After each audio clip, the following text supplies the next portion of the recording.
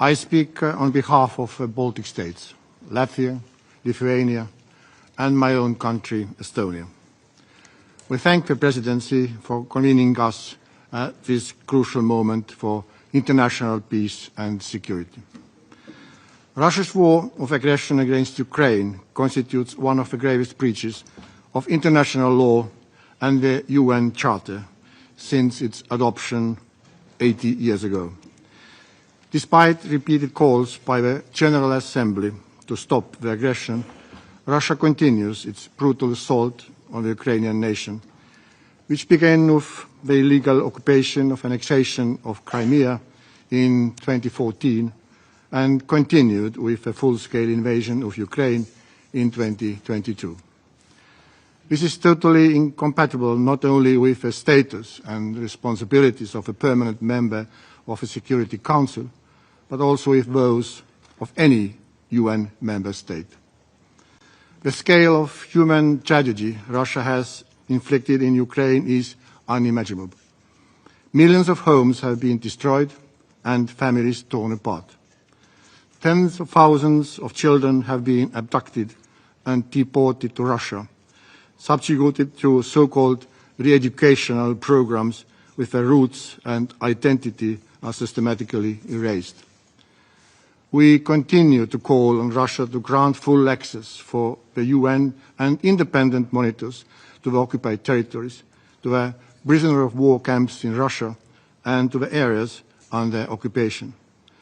Russia must return the deported children.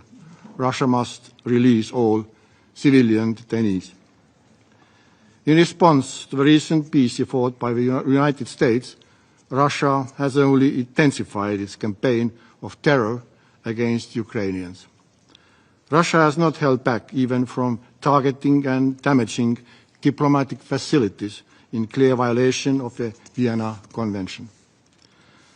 The recent violations of Estonian, Polish and Romanian airspace by Russia are yet another escalation and a stark reminder that Russia's aggression threatens not only Ukraine, but the security of the entire region. On Monday, the Emergency Security Council meeting was convened to discuss the grave violation of Estonia's territorial integrity by Russian armed fighter jets. Allow me to thank all 50-plus countries who called out Russia's action as dangerous, reckless, and in violation of international law. President, Russia is not interested in peace and security, neither in Ukraine nor in Europe. In March 2025, President Zelensky agreed to a 30-day ceasefire proposal. That was 6 months ago. Russia, on the other hand, has shown no intention of agreeing to a ceasefire, let alone a lasting peace. Russia's objective remains unchanged: subjugation of all the Ukraine and the reshaping of European security order to satisfy Russia's own neo-colonial and imperial ambitions. The only viable way forward towards a ceasefire and ultimately towards lasting peace in Ukraine is to collectively increase international pressure to force Russia to just and lasting peace in Ukraine. Ukrainians have courageously defended not only the country, but the core principles enshrined in UN Charter: sovereignty, independence, and territorial integrity. These principles are non-negotiable and cannot be compromised, as they form the very foundation of international law-based multilateral system. The Baltic states' message is clear. Russia and its leadership must be held accountable for the crime of aggression, for the war crimes and crimes against humanity. There can be no lasting peace without accountability. Without accountability, there can be no justice. And without justice, there cannot be lasting peace. Estonia, Latvia and Lithuania will stand with Ukraine for as long as it takes. In accordance with Article 51 of the UN Charter, Ukraine has the inherent right to defend itself against Russia's armed aggression.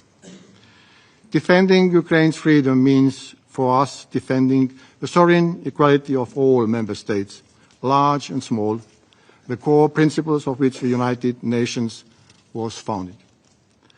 We call on the Security Council to act. The cost of inaction is borne not only by Ukraine, but by the credibility of the international community as a whole. We urge all UN member states to increase pressure on Russia by strengthening sanctions or providing greater political, military and humanitarian support to Ukraine. Impunity, appeasement and further concessions would only embolden the aggressor and would lead to new crimes and escalation by Russia. Therefore, it remains our common duty to support Ukraine in its legitimate pursuit of comprehensive, just and lasting peace, a peace rooted firmly in international law. I thank you. I thank His Excellency Mr. Karis for the statement.